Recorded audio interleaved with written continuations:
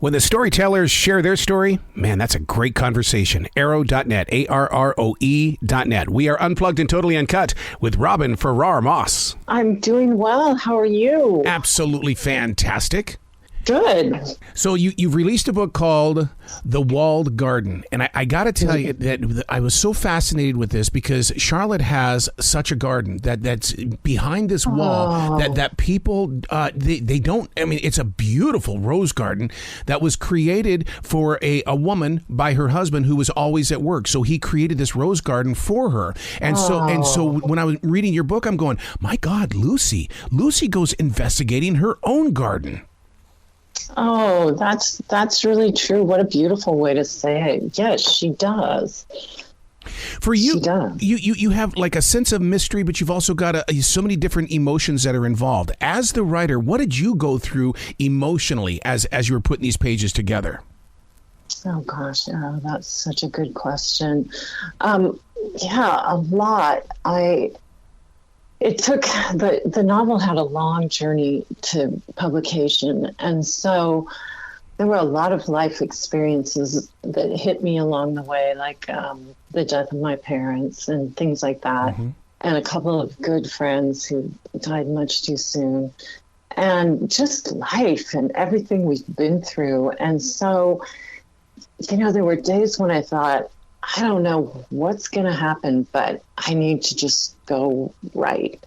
And and I think whatever's in your head, whatever you've got, whatever's in your day, in your life, in that moment, comes through somehow. So I think the answer to your question is, yeah, I went through all those emotions with Lucy, I think, joy, despair.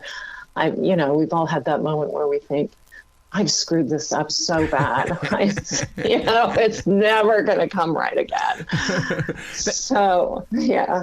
That's so interesting that you bring that up because on iHeart today, I talk about you feel like you're blocked, and on this it's like you can't just sit there and walk away from it because it's going to happen again and again and again. But when you're in those blocked moments, the best thing to do is to face the beast, just like you just did. Face the wall and open it up, open up that wall and say, okay, obviously there's something here I'm supposed to learn, and you just said it. That's where your story is coming from.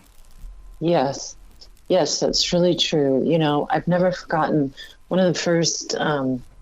It took me a long time to take myself seriously as a writer, and one of the first writers' conferences I went to, Brett Lott was teaching the fiction writers part of it, and he said, you have to just realize you don't know anything, which just sounds really strange, but it's actually very freeing. You think, okay, I don't know how to do this, but I'm going to do this.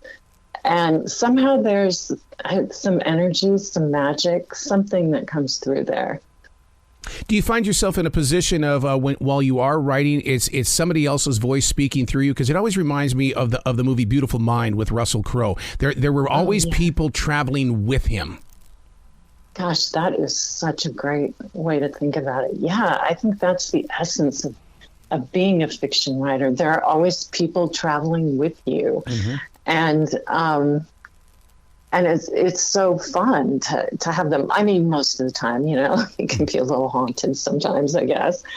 But yeah, sometimes it is like a voice speaking through you. It's in the best moments, I guess. It's like a voice speaking through you, and you don't feel like you're working to make something happen. You feel like you're listening and trying to take it down. Those are the very best moments of all. So while you're listening, are you using a writing instrument or are you on the computer screen? I do a lot of writing longhand, mm-hmm. just because, I have like a stack. I just buy white legal pads and I just write down. It's not a journal. It's just, some days it's what I think. Some days it's what I've read somewhere. Some days it's part of a scene that all of a sudden is there, but I know it doesn't come until later in the book. I always have a pen in my hand. And and my desk is covered with colored sticky notes because that's my thing. That's how I keep track of it all. And then I get to the computer, and sometimes I draft on my laptop, but a lot of times, especially if I get stuck, there's something about writing it out longhand that seems to help me. I'm also a daily writer, and one of the things that I get ink on my hands all the time because I'm a dipper. Yes. I'll go over and dip, and then write, and then go over and dip. And I always sit there and look at the ink stains on the fingers and go, "That could have been a word. You put it on your hand. That could have been a word." I love that you're writing with a fountain pen. I am. Oh, I love it. There's just something about the flow of writing because it's one of the things, yes. And I'm sure you can relate with this, is that if you stop the flow, so does the creativity, and so you've got to be a stream thinker and just let it flow through you. Yes, truly, yeah. Even sometimes when I'm writing on the computer, my window looks out at this maple tree, and so in my best moments, I'm trying not to even look at the screen. I'm looking out the window, and I'm just trying to keep my fingers moving, like you said. I'm not getting ink on them, but I'm trying to keep them moving. Yeah, those are the best, aren't they? And when you're using your fingers like that on a keyboard, I'll tell you what, I long for the days of the typewriters because, man, I would sit there and just listen to that. I agree, totally. I grew up with typewriters. I loved my IBM Selector typewriter when I was working right out of college. And yeah, there's just something so comforting about that sound of those keys. It's like that something's happening there. Well, it's music, and it's the rhythm of your heart. Sorry, are you? No. So the name of the book is called The Walled Garden. The inspiration for the book, because what I really love here about Lucy's research is every reason why, as a writer, I like to explore. Well, Lucy is exploring, and it's like, oh, I can relate with this. Oh, and old letters and old diaries and all that kind of old stuff that's written on paper. I'm completely fascinated with it. And so to go on a treasure hunt in an archive of doing to search, find it, to find it was hidden away a long time ago, so a lot of it, everybody else forgot about it, or else they, like with the disappearance of my character Elizabeth Blackspear, they just forgot. They didn't know what happened and they stopped trying to find out. See, that's interesting that you bring up with the old letters and things like that, because as a daily writer, I sit there and I do wonder about, when it's time, what's going to happen to these 28 years of journals. And the thing is that I convince myself that it's not for me. Dear future reader, I'm sharing a story with you. Yeah, that is so interesting. I've thought about that too. For a long time, earlier in my journey with the Walled Garden, I did Julia Cameron's The Artist's Way, so I did lots of morning pages. And I feel like that too. And I always have journaled off and on in my life. And yeah, I feel like, okay, what am I going to do with that? Am I really going to leave those to my kids? Or, I don't know. So now, why a garden? Is it because of your view outside the window, or did you actually visit a garden and you go, ooh, I just experienced something here. It reached out to me. Actually, yes, that's true. I became a gardener because of the gardens that I had visited, and the gardens that I visited and loved the most were in England. And so the garden that I based Elizabeth Blackspear's garden off of is a garden called Waterperry in a little village outside of Oxford, and it was just an experience that you just was so magical. It has a very, I actually used a lot of it in the book. Some of it I changed to suit the needs of the story. Mm-hmm. But the entrance is the same, and it's very narrow. It's a very strange way to enter the garden. It's not a huge arched, opening or anything. It's this little opening in a brick wall, and you go in and there's this narrow path, and you really do feel like you are in another world. And I think that was what I experienced. I've been there twice, I'm dying to go back. And yeah, you experience that, okay, I'm in another world. And especially when it has, for me as a reader and as a writer, when it has those sort of historical connections where you get that feeling. I actually give Lucy this feeling in the book of other lives having been lived on that land, in that space. Oh, I can so relate with that. Not even 2 miles from the house here are these huge boulders that Native Americans lived in and underneath. And to this day, Wow. People will go, so where did the writing come from? Ask them. They're the ones that transfer the energy to me. I just happen to be the one out in the forest. And I mean, but you're so right about the things of history is that it's just constantly going after the creative people. Mm-hmm.